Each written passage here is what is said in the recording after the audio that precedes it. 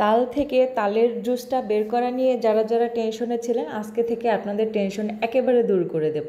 এই যে দেখেন, অল্প একটু সময়ের ভিতরে কিভাবে তাল বের করতে হয় সেটা দেখিয়ে দিচ্ছি। তালগুলোকে আমি প্রথমে ছোলা ছাড়িয়ে নিয়েছি, তারপরে এভাবে সামান্য একটু পানি দিয়ে ভালো করে ভিজিয়ে রাখবো। দেখেন এভাবে আমি একটু ডলে ডলে তালগুলোকে ভালো করে পানির সাথে মিশিয়ে এভাবে রেখে দেব। তারপর 10 মিনিট পর্যন্ত এটাকে ভিজিয়ে রাখবো। আপনাদেরকে 10 মিনিট পর ফিরে এসে আমি দেখাবো। এই যে দেখেন 10 মিনিট পর ফিরে এসেছি।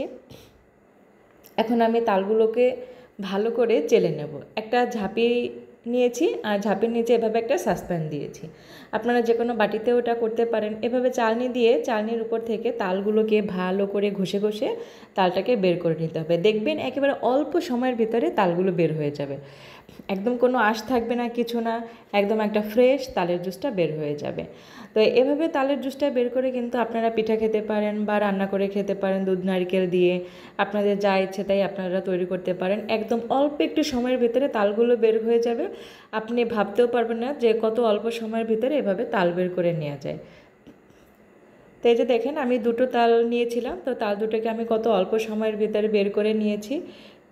আর তালগুলোকে এভাবে বের করার পরে বক্সে ভরে ফ্রিজে রেখে ডিপে রেখে আপনি আপনার মানে যখন প্রয়োজন হবে তখন বের করে খেতে পারবেন। এই যে দেখেন আমি সবগুলো দুটো তাল নিয়েছিলাম, দুটো তাল থেকে এভাবে পিওর তাল বের করে নিয়েছি। তো আমি যেভাবে তালটা বের করেছি সহজে সেটাই শেয়ার করলাম।